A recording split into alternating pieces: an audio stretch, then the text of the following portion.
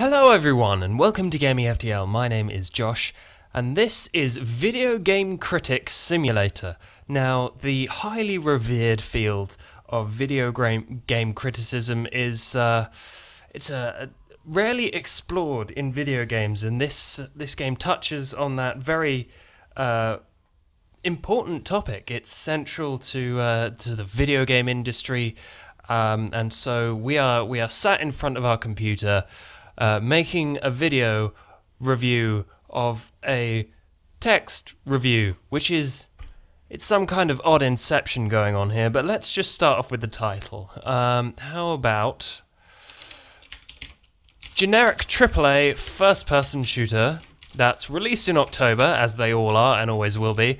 It's a sequel to a successful franchise review. So, as a video, I don't know where I'm going with this sentence, but as a video, I think you should be well aware that I'm not going to be playing all of this game because just going from beginning to end would basically ape all the content and put it onto the internet so people didn't have to buy it. And you can get it for $1. From Itch.io, I'll leave a link in the description, but I'm not going to play all of it. I'm going to play most of it, or stop at some point. I don't know when. Probably when I reach the 10-minute mark.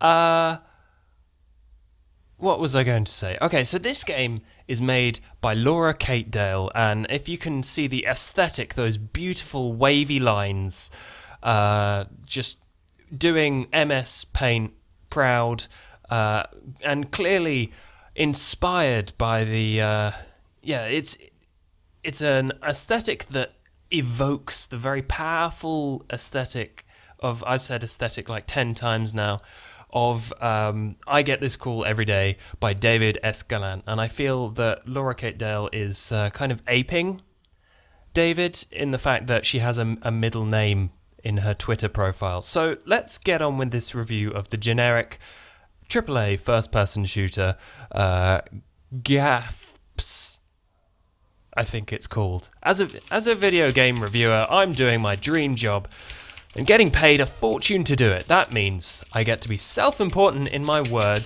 choice and write reviews with long, rambling introductions that don't directly apply to the game I'm reviewing. Now, I reviewed this game on a cloudy day, which was somehow relevant to my experience, my somewhat ambivalent feelings on the game, and fears that the franchise was about to start going downhill both paralleled the incoming grey into dark black clouds with a metaphor of sorts that sets the tone for the review, because and my own intelligence without really telling you much about my experience directly. Hooray for being paid to write indirect flower flavor text to set the tone of my experience. Such writing, many metaphor. I think that's a good start. That's a solid grounding to my probably Pulitzer Prize winning game review. I feel I'm inspired at this very second. Plot paragraph time. I'm going to summarize this generic AAA FPS about a white guy with a shaved head looking to be in his early 30s in the middle of an active war zone. He's probably a father of some kind with a picture of his wife or his little child who probably died. He has to deal with saving people, having a dubious moral compass, eventually making the right decisions, and saving a person or group of people who are underrepresented in video games. You know, sexual deviants. No, that's probably really, really rude. No, I'm you know, people of color and I'm trying. Man, this is going downhill. I was just going to make a joke, but I feel like I should apologize right now. No, people that clearly cannot help themselves without the aid of a white person. You know what I mean. You can choose to be saving either a woman or a group of people. See women as well, yep. People who are non-white. Either way, you're saving a person or people who cannot save themselves without your... See? I'm way ahead of this reviewer. He has... I think he doesn't have the skills to get this, to have this job. The game's plot will take you to all sorts of locations, probably one with snow. There's probably a sewer in there as well. Give you lots of guns to fight with. There better be at least 10 guns, because otherwise this is getting a really bad score. And will generally allow you to live out your ultimate hero fantasies, so long as they involve being a straight white man with anger issues or a hero complex. But hey, they get marks for letting you choose between those two paths.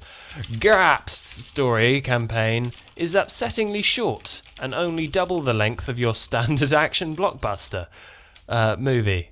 Yeah, because, well, on a personal note, and here come the metaphors. Wait, no, I can't think of any. Hang on.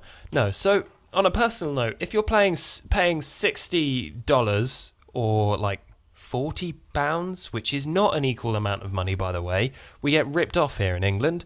If you're paying $60 for a piece of entertainment and only, oh God, how much is a film ticket here in England? Like 10 quid? Yeah, about 10 quid for a standard film. I feel that there should be something more expected of video games aside from money grubbing. I expect it to be longer, or expected it to be longer. 4 hours of content is always bad, no matter how much fun those hours of content were for the money you paid. Clearly, hang on, can I delete this? No, the backspace button just keeps on going. The story tackles surprisingly deep issues for pardon me, for a video game. Whilst that sounds like it's compliment to the game, I could easily say the story barely stands up to anything that exists outside this medium. It's all about framing. The game touches on issues of PTSD, but really no one cares because you're shooting people in a kind of shooting gallery setting, and these people probably have a different religion to you. The costs of war, the horror of fighting, the fact that there are countries in the world who should likely stop trying to police the universe. I've lost track of that sentence. While these could have made for an interesting plot, inclusion of a multiplayer mode about having fun shooting people pretty much undermined anything clever the plot was trying to do. Note to self, remember to ask or Sask editor to look over this for basic spelling and grammar. That's their job. I think that should be spelled Their.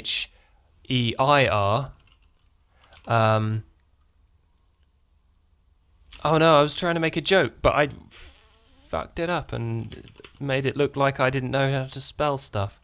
Where was I going with this? Okay, and what they want to spend their time doing, they're editors, so clearly they have to do everything for you.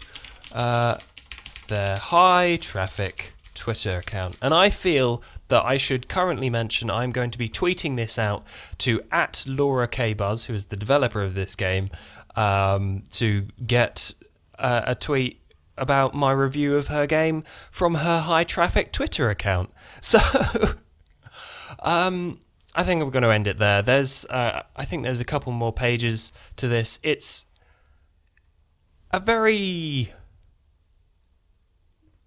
decent parody. I'm not going to say it's great. It's just probably made in a couple of weeks. From what I know about her, she has been paid for doing reviews, although she's focused on indie game stuff. So clearly she's mostly parodying things other people do, and not perhaps something that she's done herself. Although I don't know. I've never looked at like her entire discography. I was going to say discography, but that's not true. Her entire list of reviews. She's probably done AAA stuff in her time. So thank you everyone for watching. There will be a link in the description to where you can check out this game. It's $1 on itch.io. So really that's, what is that, like 70p or something? So yeah, get it, play through it, and see the very, very sarcastic musings of a game developer on, of a game developer / reviewer on like AAA reviewing and their standards. So this is good fun. I would give it around a 7 out of 10 check it out. If you enjoyed the video, leave a like. If you want to see more weird, awesome video games, indie games and the like, please do subscribe.